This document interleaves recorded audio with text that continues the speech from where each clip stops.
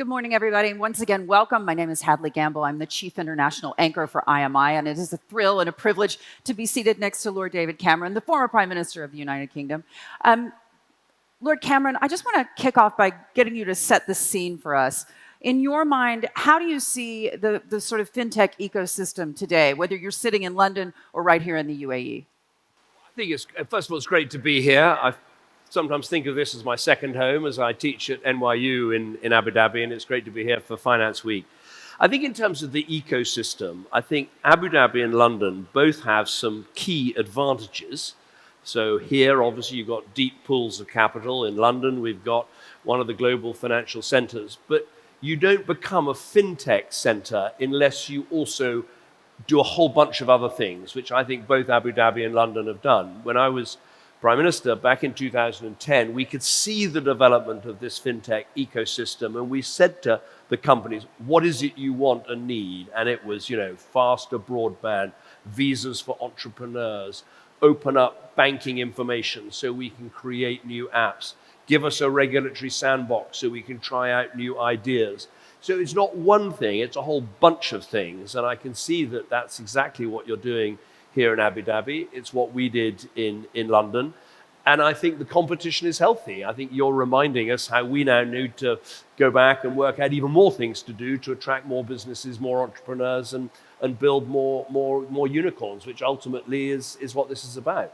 How worried are you by the fact that we have an exodus of Brits coming to the UAE in terms of loss of talent, but also loss of tax revenue?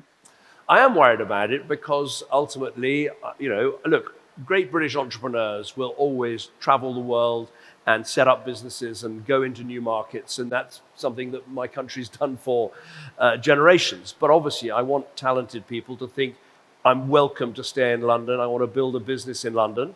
And that means that, yes, there are issues about how we tax people, but we've also got to make sure all the other things we've got going for us, whether it is our schools, our universities, the quality of life, you've got to work on all of those things. So yes, it is a worry. I don't want to get too political. That's not the purpose of being on this stage today. But you've got to ask yourself in the modern world, am I doing enough to attract and retain talent? People don't have to build a business in Britain. They can build it somewhere else. And we've got to say to people, we're going to do everything we can to help keep you.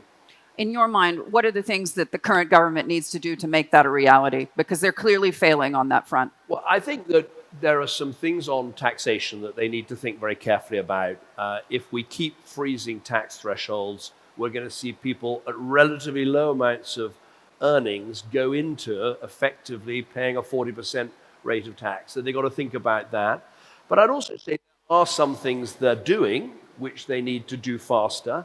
We have seen, if you take the London stock market, we have seen a number of companies exiting, and we're not seeing enough of our pension funds investing in our principal market. I mean, it's a source of amazement to me that some Australian supers actually put more money into the UK stock market than our own pension funds. Now, this has been a long-standing problem. I remember trying to deal with this back when I was Prime Minister. We haven't yet got it right. We've got to work harder at that because ultimately, London is one of the great financial centers. It's interesting in the rankings you're doing here. I think we still rank number 2 across, but to maintain that place, we've got to make sure we're firing on all cylinders, and getting pension funds to invest more is going to be part of that. Tell me, when you think about this a little bit more broadly, the global financial picture, there's been a lot of concern, obviously, in the early days about President Trump's tariffs, and yet that seems to be, driving revenue for the U.S. government. In your mind, how damaging has that policy been? So I think it is damaging because ultimately I'm a believer in free trade and open trade, and ultimately tariffs put up prices.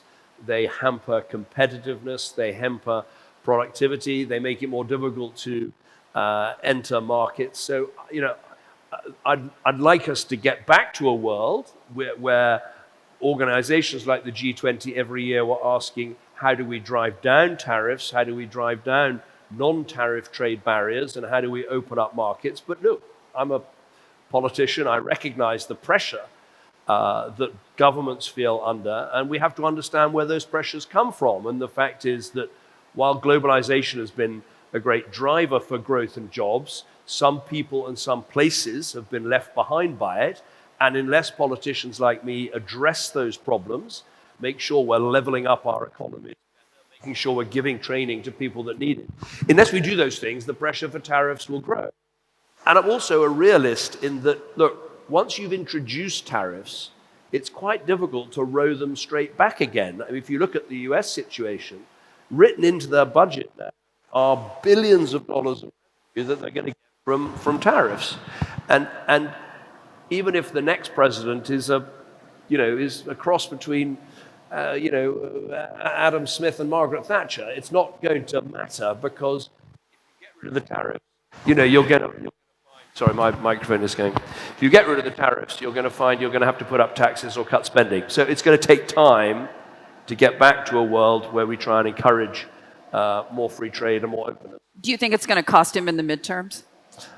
No, I'm not an analyst of American politics, but tariffs do, if economists are right, over time, tariffs do put up prices.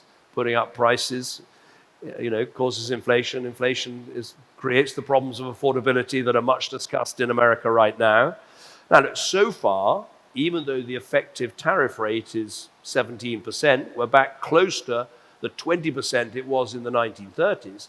That hasn't yet impacted the price index in the way you'd expect it to. Now, most economists I know say that's because there was a lot of discounting, there was a lot of importing before the tariffs came in, but over time, those price increases will come through. And you're going to have this extraordinary trade-off where the government will probably use some of the revenues from tariffs to give people back the money that they need to buy the goods that have gone up in price because of the tariffs. It's not a new argument. We had this argument back in the 1920s in the UK when there was great pressure to put up tariffs so we didn't have to put up tax. Let's use this microphone. I think it might be a bit better. Tell me this. When you think about what happens next, there are a lot of conversations about the rise of populism seeping into politics. In your mind, and you put on your hat not just as a politician, but now also as a university professor, how are governments going to be able to balance this in your mind? Because you have a lot of very, very angry people. If you just take the UK as an example, there are a lot of worries that this government is killing the middle class. And there will be pushback. Yeah, look, I think the rise of populism is a phenomenon right across Europe, United States, but also elsewhere. This is very much the subject of the course I teach at NYU. And to me, you've got to look at the causes of the populism. What is driving the rise of, whether it's a party like Reform in the UK or the AfD in Germany or Jordan Bardella in France? It's happening in every country. And to me, there are 2.5 causes. One is this issue of those left behind by globalization and the fact that living standards in the West have been quite stagnant. The second, I think, is this issue of migration, particularly illegal migration, and the sense that people have that mainstream politicians of left and right have not adequately dealt with this problem. In the UK, it's perfectly clear that the problem of the small boats coming across the channel, it drives people crazy that their politicians cannot seem to deal with this problem and to crack it. And that's happening right across Europe. I think it was probably the biggest cause of Trump's success in the United States was the southern border. The half cause, I think, is the fact that social media is an enormous amplifier of problems. And of course, when I started back in politics, when I became leader of the Conservative Party, the iPhone hadn't been invented. I'm that old, I'm afraid. But if you think before social media, you had in politics more of an umpire, more of a referee. You had newspapers and television channels that everyone was watching that were effectively saying, she's telling the truth, he's lying, that's fact, that's fiction. Right now with social media, people have their own truth, their own news, and so it amplifies the sense of alienation that various people feel on different sides of politics. So those are the causes of populism. So I think when you're looking at which countries are going to succeed and deal with these issues, you've got to look at who's dealing with the fundamental drivers, who is making sure that prosperity is more widely spread, who's making sure that immigration is properly under control. And if you don't crack the causes, you're going to see more of the effects. Do you regret in terms of the migration policy under the Conservatives? Do you think that that could have been handled differently? I think I was very conscious back in 2010 of the need to control better migration. I introduced, actually the first time in British politics, a cap on economic migration.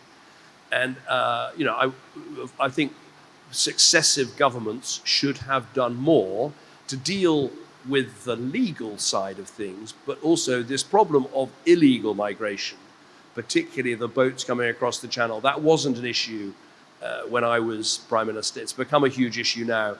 And I'm quite sure that we're going to have to employ some quite novel approaches. We're going to have to break out of some of the legal... What is a novel approach? You just send people back? Yeah, I think you've got to be able, ultimately, to send people back to countries that most people would consider perfectly safe. And currently, under our system, that's not happening.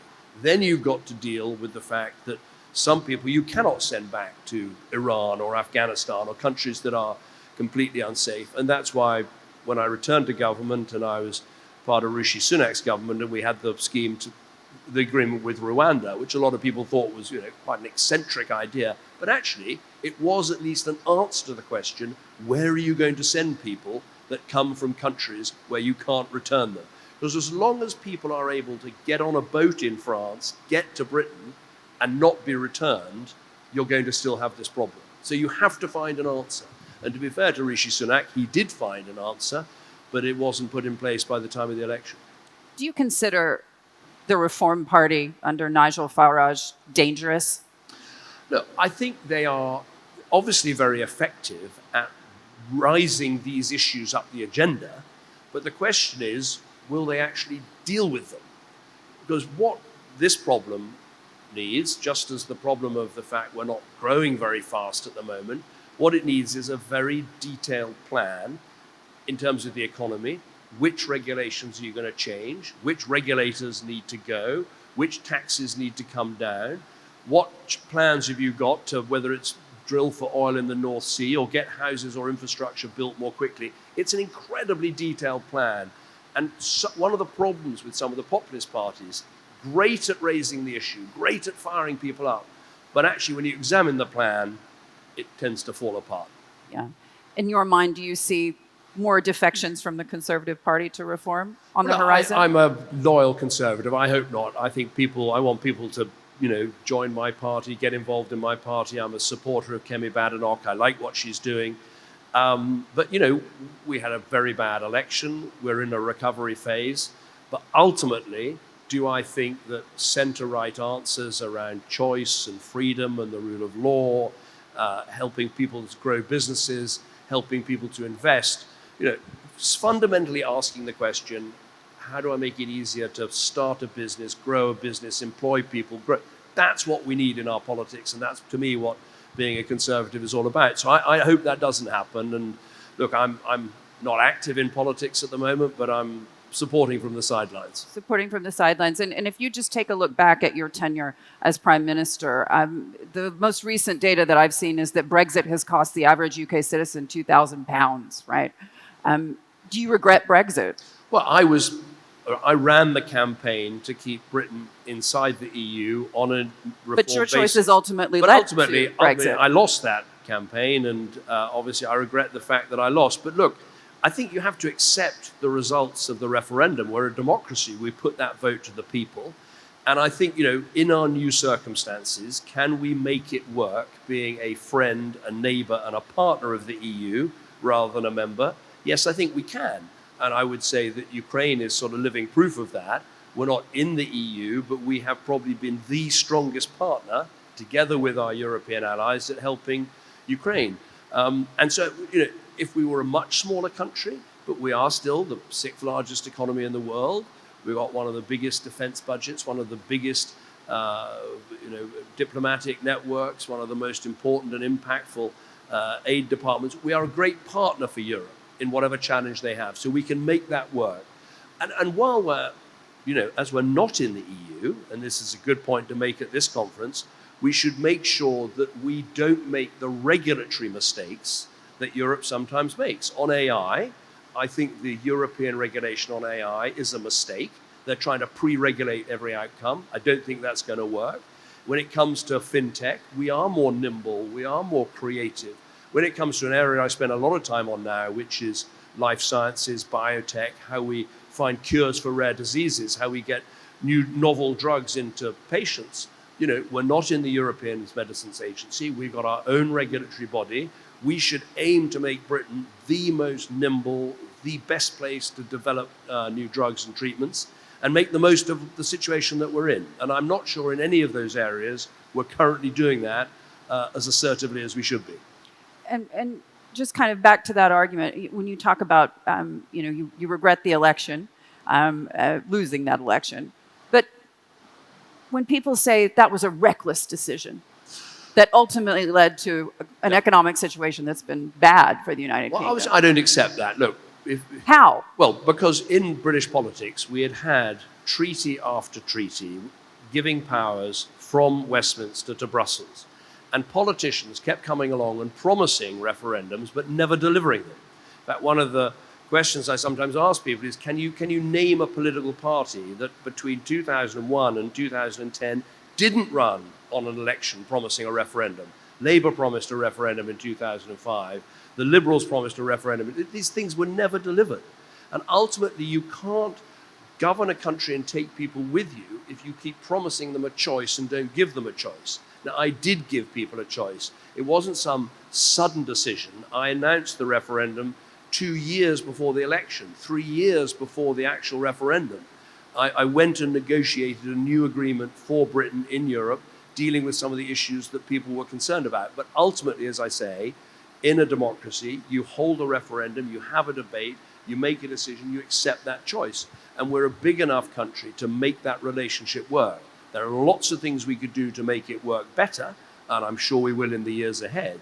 Do you believe that the UK is better off now, post-Brexit? I think you can. There's also there are all sorts of arguments about the figures. Most economists would say that it has had a bad economic effect, and I see no reason to disagree with that. But ultimately, we've got to deal with where we are now and what we need to do. But I don't accept the idea that somehow this was, a sudden decision or a decision in an election. It was a long time in coming because ultimately Britain had been promised referendums, they hadn't been delivered, and it was essential that at some stage you have to say to people, is this what you want? Yeah. And you can't, I think that, some people say, well, is there a role for referendums at all in this way? And I would say, yes, there is, because of course, most decisions should be taken by elected representatives in Parliament. But when you're talking about the rules under which you're governed, when you're talking about the power that the Parliament actually has, ultimately, I think that is a decision that legitimately has to be passed back to the people who've given you the power in the first place. What does this government have to do, in your mind, to bring people back to the UK? Because they've got some pretty stiff competition with the value proposition in the UAE. I think if you look right across Europe, and I include Britain in this, a basic problem is that Europe seems to have fallen out of love with growth. I mean, look at the growth rates across Europe compared with the growth rates in the United States or here. We need to create a more dynamic economy. And we need to do that by changing regulations, by building more homes, by getting infrastructure built more quickly, by encouraging people to start businesses, by encouraging investment. As I say, it's not simple. There's not like 2 or 3 decisions. There's a whole range of plans and decisions that need to be put in place to make our country more competitive, more attractive, more dynamic. And I don't think we should sort of give up and just accept that Europe is heading for museum status. We have a lot of dynamism in our economy. I mean, if you look at the issue we're talking about this week, look at Fintech. Britain is still the number 1 in Europe for creating Fintech unicorns, the number 1 for raising venture funds to put into to Fintech. Some of the biggest success stories, like, for instance, Revolut, is a British success story. So there's plenty of dynamism in our economies, but we've got to make sure we drive that through the entire economy, and it's got to be an economy-first approach. I think one of the things the government needs to understand is if you want to achieve something in politics, if it's growth that you've decided is the priority, everything else has to be subservient to that goal. because it's very hard to get anything done in politics, and you won't get it done if you've got multiple. If you say, I want growth, but by the way, I'm going to re-regulate the housing market. I want growth, but here's a whole lot of new regulation in the labour market. You won't get the growth. Yeah. So the message is don't give up on the UK yet. Don't. Lord Cameron, thank you so much for joining us. Thanks, it's been great to be with you.